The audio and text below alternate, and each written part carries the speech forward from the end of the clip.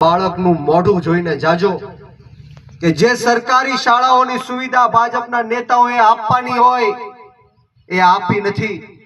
જે સરકારી દવાખાનાઓમાં ડોક્ટરો નથી, દવાઓ નથી, આવા અનેક પ્રશ્નોથી ગુજરાતના લોકો ત્રાહિમામ પુકારી ચૂક્યા છે। ત્યારે આમ આદમી પાર્ટીનો વિકલ્પ આપણી પાસે આવ્યો છે। એ આમ આદમી પાર્ટી જેણે કીધું એ કરીને બતાવ્યું। દિલ્હી અને પંજાબની અંદર અનેક ફાયદાઓ લોકોને થઈ રહ્યા છે। મફતમાં સારામાં સારું શિક્ષણ આપવાની વાત હોય, આંતરરાષ્ટ્રીય દવાખાનાઓ આપવાની વાત હોય, મફતમાં વીજળી આપવાનું કામ હોય, પાણી આપવાનું કામ હોય, મફતમાં મહિલાઓને બસની સુવિધાઓ આપવાનું કામ હોય। આખા ભારત દેશની અંદર જો કોઈ એક રાજ્ય શહીદોને 1 કરોડ રૂપિયાની સન્માન રાશિ આપતું હોય તો એ આમ આદમી પાર્ટી છે। મિત્રો,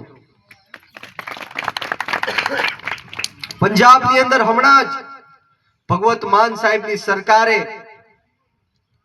જે ઐતિહાસિક નિર્ણયો લીધા, પંજાબ અને દિલ્હીમાં હેક્ટર દીઠ 50,000 રૂપિયાનું વળતર આપવાનું કામ ખેડૂતોને થાય છે। 24 કલાક મફતમાં વીજળી આપવાનું કામ આમ આદમી પાર્ટીની સરકાર કરે છે। અને આખા દેશની અંદર ખેડૂતોની સાથે સાથે ખેત મજૂરોને, ભાગ્યાઓને પણ વળતર ચૂકવવાનું કામ આમ આદમી પાર્ટી કરે છે। મિત્રો, આપણે સૌએ જાગૃત થવાની જરૂર છે। શું કામ આ લોકોની આપણે ગુલામી કરવાની જરૂર પડે છે? મત આપણો, તાકાત આપણી।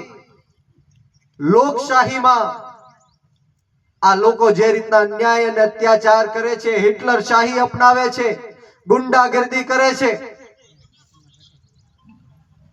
એનો જડબા તોડ જવાબ દેવાનો મોકો 26 તારીખે આવે છે। મિત્રો, આપ સૌ અહીંયા જે મોટી સંખ્યામાં પધાર્યા છો એ સૌ તો આમ આદમી પાર્ટીને સમર્થન આપવાના છો, પરંતુ સત્તા પરિવર્તન એમને નહીં થાય।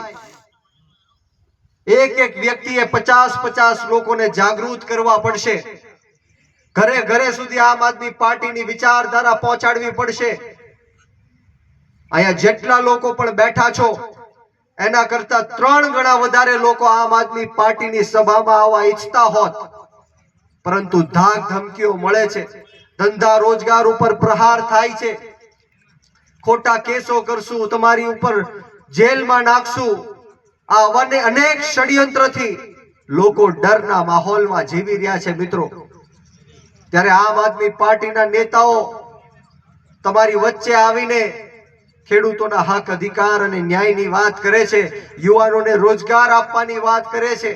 આ વિસ્તારની અંદર ખૂબ મોટા ઉદ્યોગો છે, ફેક્ટરી ઇન્ડસ્ટ્રીઓ છે, છતાં પણ આપણા યુવાનોને રોજગાર નથી આપી શકતા। ખેડૂતોની સમસ્યાની આપણે સોજિત્રા સાહેબે વાત કરી, મારે એના વિશે વાત કરવાની જરૂર નથી, પરંતુ ટેકાનો ભાવ મળતો નથી, બધી જ વસ્તુ મોંઘી થઈ ગઈ છે। ત્યારે આપ સૌને એટલી જ વિનંતી કરવાની કે આમ આદમી પાર્ટીને આપણે સૌએ સાથે મળીને સમર્થન આપવાનું છે। 26 તારીખે ઝાડુના બટન ઉપર મત આપીને આપણા જે તાલુકા પંચાયત અને જિલ્લા પંચાયતના ઉમેદવાર છે એના આપણા હાથ મજબૂત કરવાના છે। મિત્રો, વિશેષ વાતો નથી કરવી। આપ સૌ એટલી મોટી સંખ્યામાં ખરા તડકામાં અહીંયા ઉપસ્થિત થયા છો, ત્યારે આપ સૌનો હું હૃદયપૂર્વક આભાર વ્યક્ત કરું છું। ને આવો સાથ સહકાર અને પ્રેમ હર હંમેશ મળતો રહે એવી માતાજીના ચરણોમાં પ્રાર્થના સાથે આપ સૌને બ્રિજરાજ સોલંકીના જય જવાન, જય કિસાન, ભારત માતા કી જય।